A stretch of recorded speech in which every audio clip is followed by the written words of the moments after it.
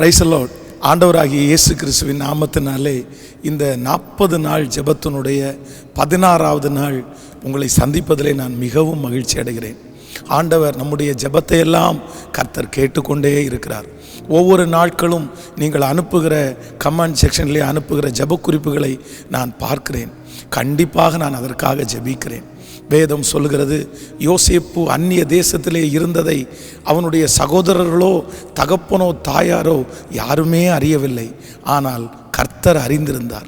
அதனாலே நீங்கள் எழுதுகிற ஒவ்வொரு ஜெப குறிப்புகளையும் கர்த்தர் அறிந்திருக்கிறார், கர்த்தர் பார்க்கிறார். நிச்சயமாகவே அந்த ஜெப குறிப்பு ஒரு சாட்சியின் குறிப்பாக மாறுவதாக. இன்றைக்கு ஒரு வசனத்தை நாம் தியானிக்க போகிறோம். எஸ்தரின் புஸ்தகம் 6ஆம் அதிகாரத்தினுடைய 1வது வசனத்திலிருந்து நாம் வாசிக்க போகிறோம். அன்று ராத்திரியிலே ராஜாவுக்கு நித்திரை வராதபடியினால் காலவர்த்தமானங்கள் எழுதியிருக்கிற நடபடி புஸ்தகத்தை கொண்டு வர சொன்னான். அது ராஜ சமூகத்தில் வாசிக்கப்பட்டது. அப்பொழுது வாசற் காவலாளர்களில் ராஜாவின் 2 பிரதானிகளாகிய பிக்னாவும் தேரேசும் ராஜாவாகிய அகாஸ்வேரின் மேல் கை போட பார்த்த செய்தியை மொர்தெகாய் அறிவித்தான் என்று எழுதியிருக்கிறது வாசிக்கப்பட்டது. அப்பொழுது ராஜா, இதற்காக மொர்தெகாய்க்கு கனமும் மேன்மையும் செய்யப்பட்டதா என்று கேட்டான். அதற்கு ராஜாவை சேவிக்கிற ஊழியக்காரர், அவனுக்கு ஒன்றும் செய்யப்படவில்லை என்று சொன்னார்கள். அந்த 3வது வசனத்தை நான் மறுபடியும் வாசிக்கிறேன். அப்பொழுது ராஜா, இதற்காக மொர்தெகாய்க்கு கனமும் மேன்மையும் செய்யப்பட்டதா என்று கேட்டான். அதற்கு ராஜாவை சேவிக்கிற ஊழியக்காரர், அவனுக்கு ஒன்றும் செய்யப்படவில்லை என்று சொன்னார்கள். கர்த்தருடைய பிள்ளைகளே, இந்த வார்த்தை ஆண்டவர் இன்றைக்கு இந்த சத்தத்தை கேட்கிற ஒவ்வொருவருக்கும் கர்த்தர் தருகிறார். இந்த இடத்திலே மொர்தெகாய் என்கிற ஒரு தேவனுடைய மனிதன் பல நாட்களுக்கு முன்பாக, சில வருடங்களுக்கு முன்பாக அவனுடைய ராஜாவை கொல்லுவதற்காக 2 பேர் எத்தனிக்கிறார்கள். ஆனால் இந்த ஒரு மனுஷனுடைய ஜாக்கிரதையினாலே, அவனுடைய வேலையிலே இருக்கிற ஒரு பெரிய சின்சியாரிட்டினாலே அந்த ராஜாவினுடைய உயிரை இவன் காப்பாற்றினான் என்று வேதம் சொல்கிறது.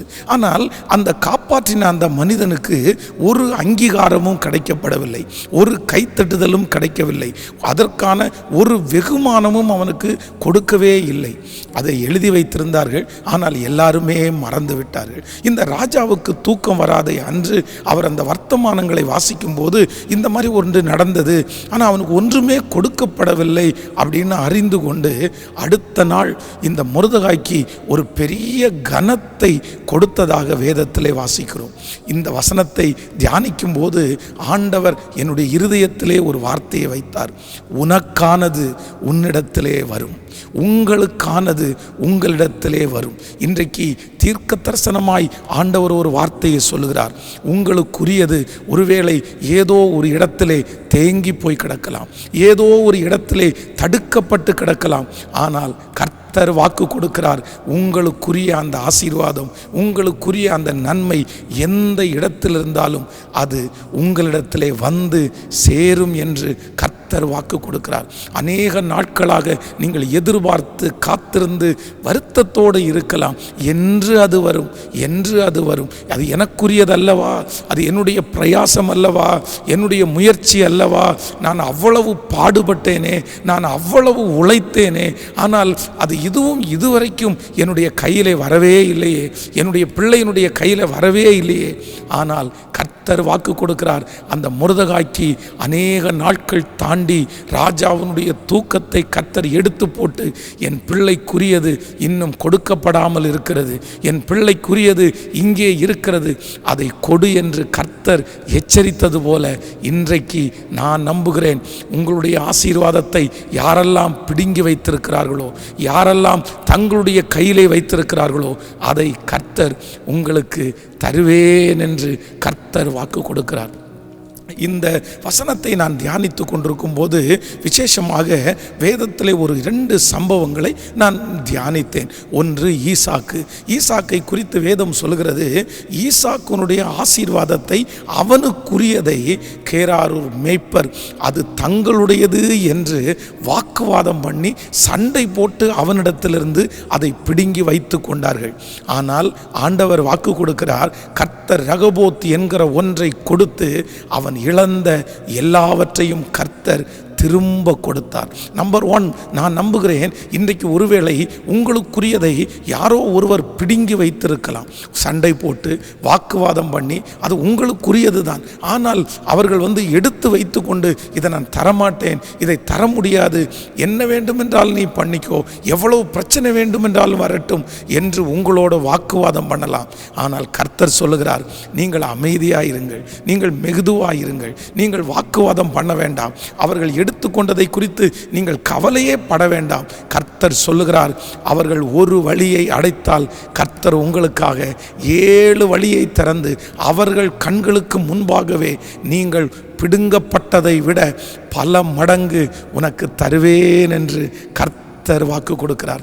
இது கர்த்தருடைய வார்த்தை, நிச்சயமாய் நடக்கும்.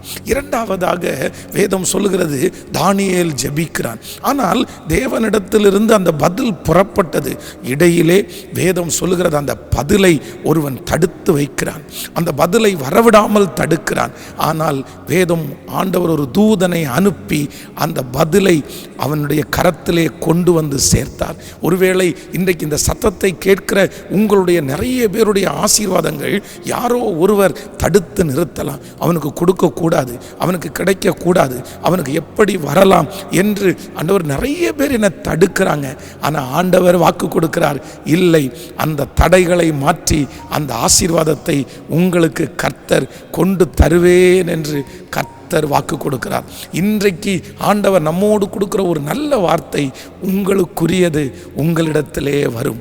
நான் உங்களுக்காக ஜெபிக்கிறேன். தகப்பனே, இந்த சத்தத்தை கேட்கிற ஒவ்வொரு பிள்ளைகளையும் நீர் கண்ணோக்கி பாரும் ஆண்டவரே. கமெண்ட் செக்ஷனில் எத்தனையோ பிள்ளைகள் தங்களுடைய இருதயத்தினுடைய குமுறல்களை எழுதியிருக்கிறார்கள், அவருடைய வருத்தத்தை எழுதியிருக்கிறார்கள், அவருடைய கண்ணீரை எழுதியிருக்கிறார்கள்.